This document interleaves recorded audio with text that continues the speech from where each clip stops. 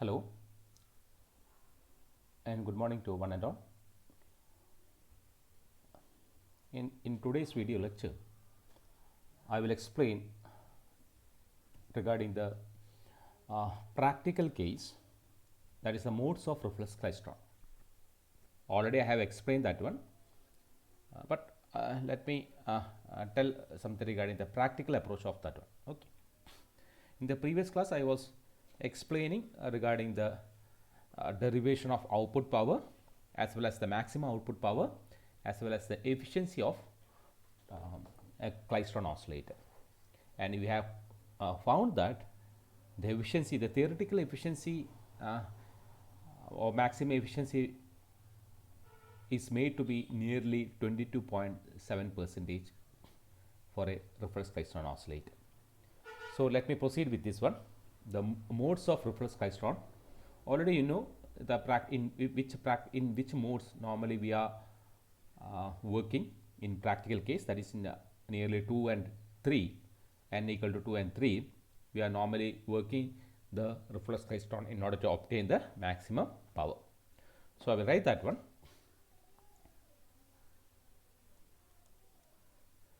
The first point related to this one, the output power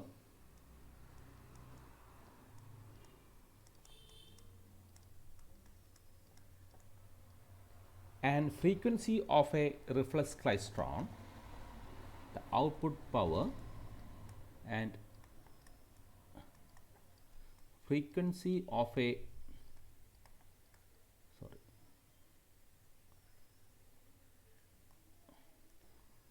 reflex klystron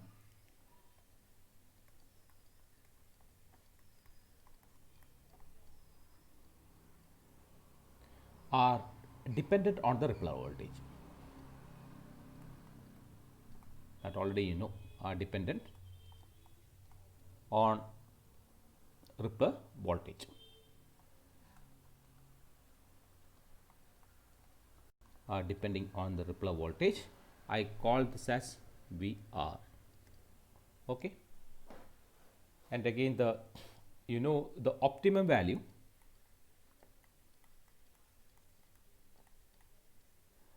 the optimum value of P RF power can be obtained by putting the values of x equal to 2.408 at, and j1 of x is nothing but x into j1 of x is nothing but 0.52.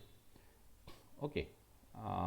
Sorry, 2.408. Okay, and j1 of x we can put that as a 0.52. The optimum value of PRF can be obtained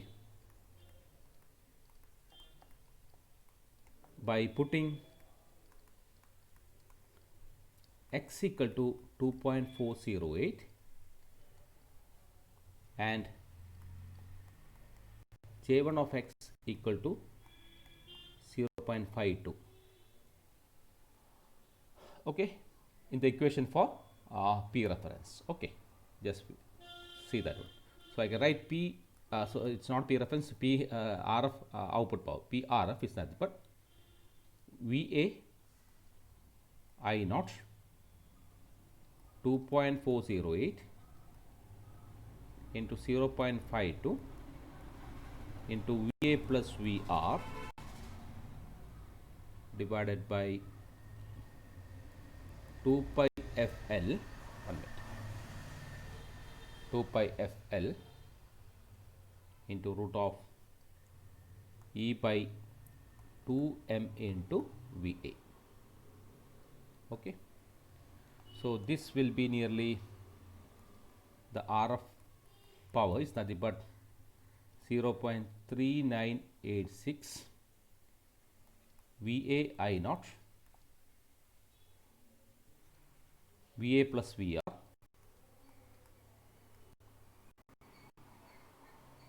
divided by FL into root of E by 8m into VA.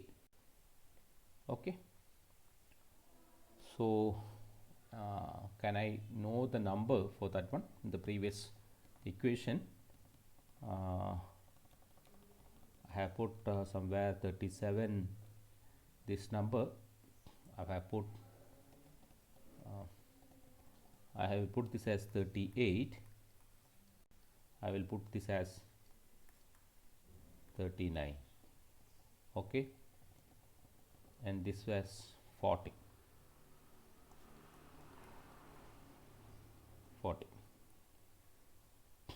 Okay, so you just equate the equation for PRF, that is 0.3986 VA I naught by N with this one. That is, I will just explain that equation, that is PRF. Where is that one? That is equating equation 36 and equation what is that one? Last equation what I have written, that is equating equation 36 and 40. Equating equation 36 and 40, we get 0.3986 VA I naught by N equal to 0.3986 VA I naught VA plus VR divided by FL into root of E by 8 M into VA. That implies, so this and this get cancelled, this and this get cancelled. You will have F, you can write F equals VA plus VR, it N goes here, then what else? I will take VA outside, L into root of VA, here it will be root of E by 8M. Okay, this is the equation for the F frequency. I will call this equation as 41. Call this equation as 41. Okay, so I have drawn here two graphs. This is how to calculate the frequency in gigahertz with respect to Rippler voltage, as well as the with respect to frequency we will get the output power. Okay, so from this graph it is very clear that both the output power, both the output power or the power output and frequency are a functions of a Rippler voltage. Here I have written frequency in gigahertz, y axis, x axis is nothing but the Rippler voltage in volts. First graph figure A is nothing but the frequency characteristics. The second graph is nothing but the mode cara. Okay, mode curves. So once the frequency is being varied from certain from some value to some value for different modes, you will have the maximum output power. So we can conclude from here that both the frequency as well as the Rippler voltage as well as the power, output power is a function of Rippler voltage, and this figure A and figure B will shows that variation. So the cavity of a reflex klystron is first of all what we will do, we are having the cavity that will be first tuned to a correct frequency F0, and both VA and VR are, that is beam voltage and Rippler voltage, are then adjusted in order to get the maximum output power for a given transit time of n cycle. Okay, that is what I told you.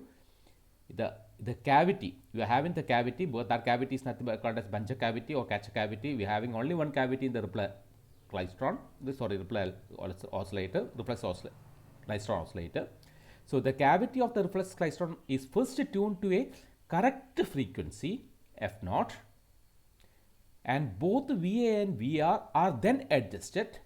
We have to vary the VA and VR are then adjusted. First we have to keep the a cavity to a frequency, for example 10 gigahertz or 20 gigahertz, something like that. Afterwards we had to adjust it VA and VR in such a manner that we will get the maximum output power for a given transit time for n equal to for a given transit time of n cycle, n equal to 3 by 4 something, or 1 into 3 by 4 something like that.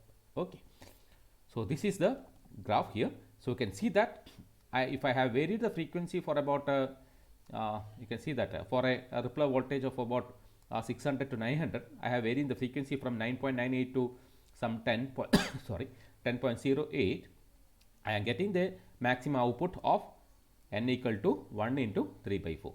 So our maximum output power we will get here. So that is nothing but the mode curves. So I will write that one.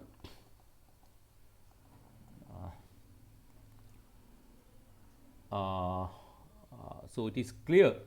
It is clear from the equation. What is the equation here? It is clear from the equation 40 and 41. Okay, 40 and 41.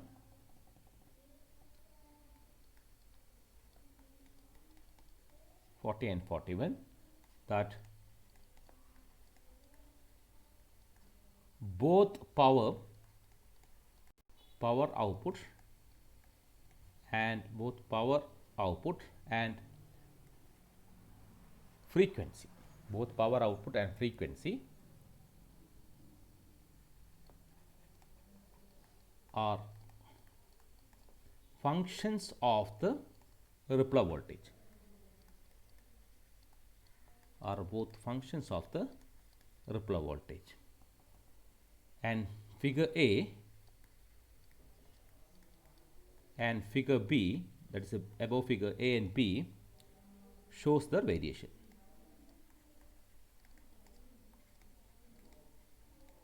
Shows the variations. Okay. Next point, what I have to clear it, the cavity of a reflex klystron, the cavity of a reflex klystron is first tuned to a correct frequency, tuned to a correct frequency f0, and both VA and VR are then adjusted to get maximum power output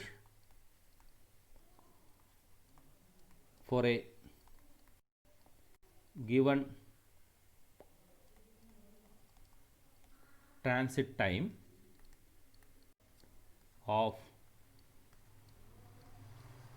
n cycles, for a given transit time of n cycle. I think that is now clear for you people. Okay. Okay. So this is a thing that I had to discuss to you regarding the what you called as normally this tuning frequency f0 can be varied mechanically by utilizing a short circuit plunger and adjusting the beam voltage VA with the klystron power supply. That you can do it. So normally the reflex klystrons are that also I will write. Reflex klystron are normally available for a frequency range of for frequency ranging of 1 to 200 gigahertz with a power output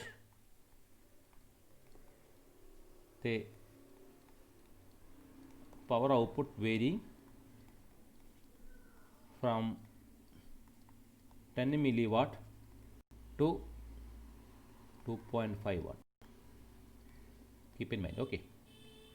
Hence it is a that is why it is called as low power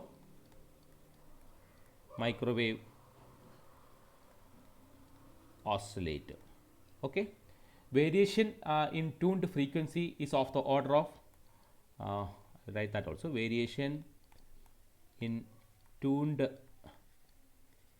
frequency is of the order of plus or minus 40 megahertz with plus or minus 10%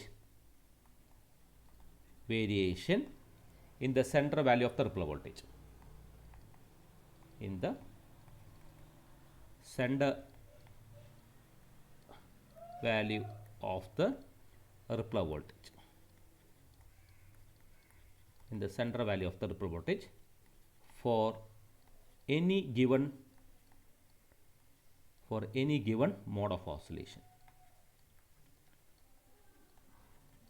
For any given mode of oscillations. Okay.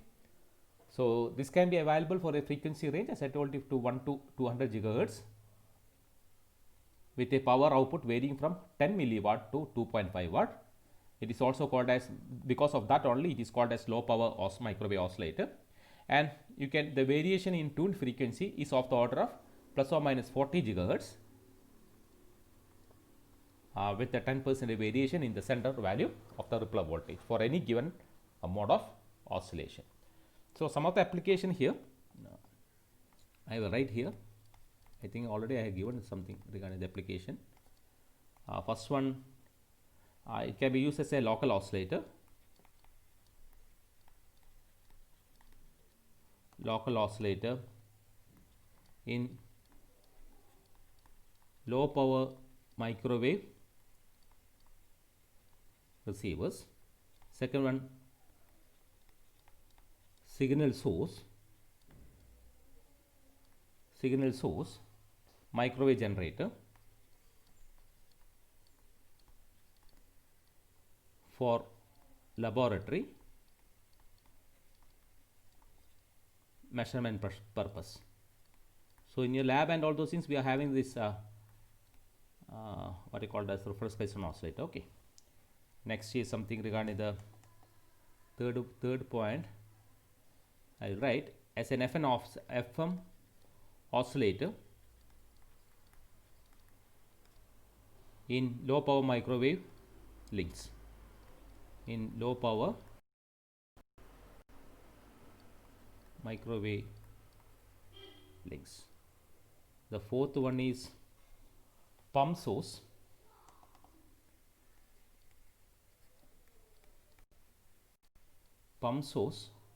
for parametric amplifier. For parametric amplifier using varactor diode. Using varactor diodes. Pump source for parametric amplifier using varactor diode. Okay. These are the some of the applications of the reflex Klystron oscillator. So let me come to the last session of reflex Klystron oscillator as per your syllabus. That is nothing but your what you called as electronic admittance. Okay, electronic admittance of reflex Klystron oscillator. It's only a theoretical piece. It's not so important, but it is there in the syllabus. Electronic admittance.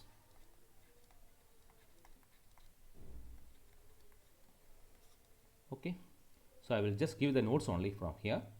So everything I have explained, that the working and all those things, it is only up to that application is required, but as per a syllabus, since it is indicated in your syllabus, I will write that also. Okay, so induced current, already we have indicated, induced current in phasor form, current already that I write it as I2 is nothing but 2 I naught, or I said something like that, beta I square, where we had taken beta 1, j1 of x e raised to minus j theta naught. Okay, j theta naught. So voltage across the gap at the time t in phasor form. In phasor form is given by V2 is nothing but V1 e raised to minus j pi by 2. Again here Bunge process we have x is nothing but in general we can 2 V naught into theta naught in general case. So from here I can write V1 is nothing but 2 V naught x by theta naught. Okay, 2 V naught x by theta naught. So your admittance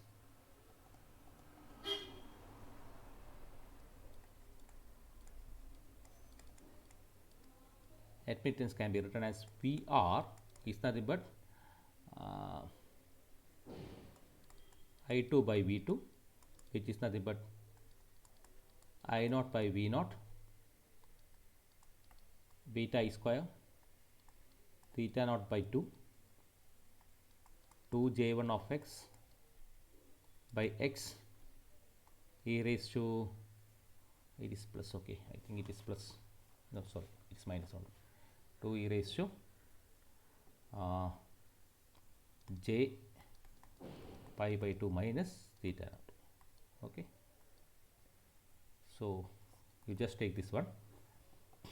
I will give the other points also. Ratio of current to voltage, ratio of current to voltage is defined as electronic admittance of reflex klystron, defined as electronic admittance of reflex klystron. Okay, electronic admittance of reflex klystron voltage VR. Okay, next point, the amplitude of the phasor admittance, amplitude of the phasor admittance indicate that the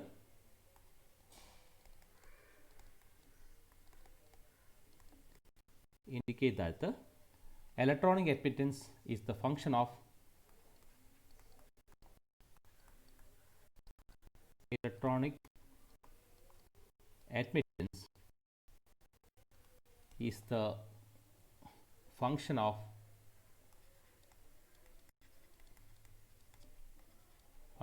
DC transit angle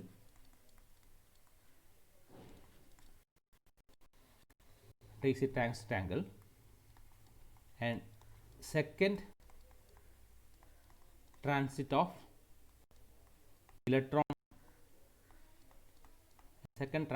electron beam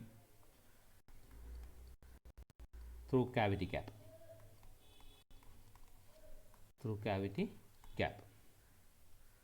So, okay.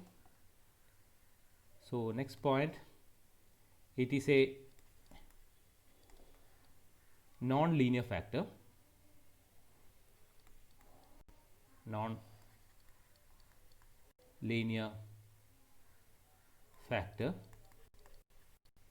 That is 2j1 of x by x, and x is proportional to signal voltage. Okay, non-linear factor and x is proportional to the signal voltage. I will write some equivalent circuit for also for this one. Equivalent circuit.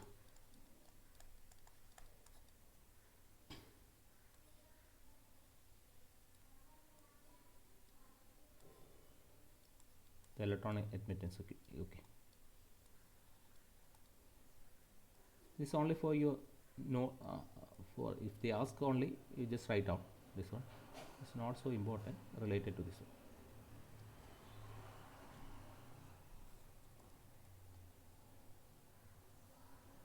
So I think my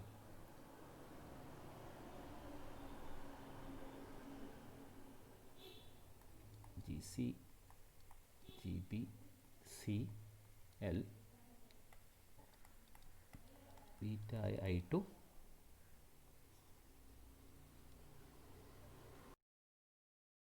GL is V2. Okay, I'll write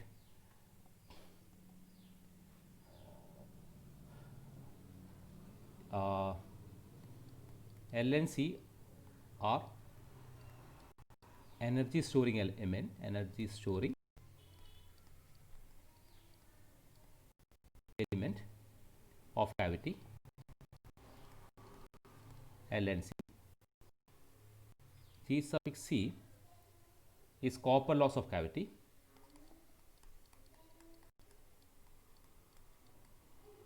of cavity. GB is beam loading conductance.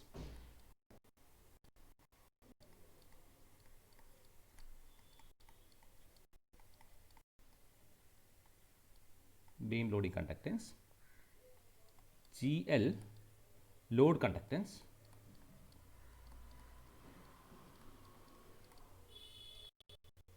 Okay, and necessary condition for oscillation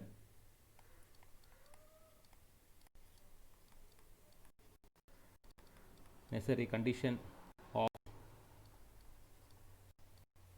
oscillation is modulus of minus GL should be greater, less than or equal to G.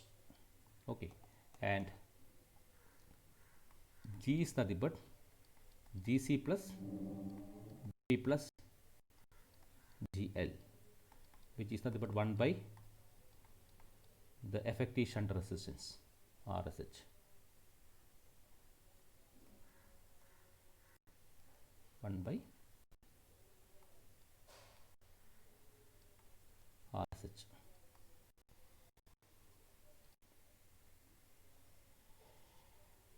Okay, and RSH is nothing but effective shunt resistance. Okay, so these are the some of the points related to electronic admittance related to the what you called as reflex klystron oscillator. I am closing here this session, and next session I will take something regarding the problems related to reflex klystron. I will upload that also in the same, not in the, I will not explain that in the regular class, because I will upload the videos. I will write some three or four problems related to the reflex klystron, and I will solve it also. Some problems I will give you for your assignments, and you just I will upload the videos in my website. You just download it. If you know all the equations related to the reflex klystron, it is very simple for you to solve the same. Okay. In the next class, we can come across with the what you call as a magnetron oscillator. Thank you.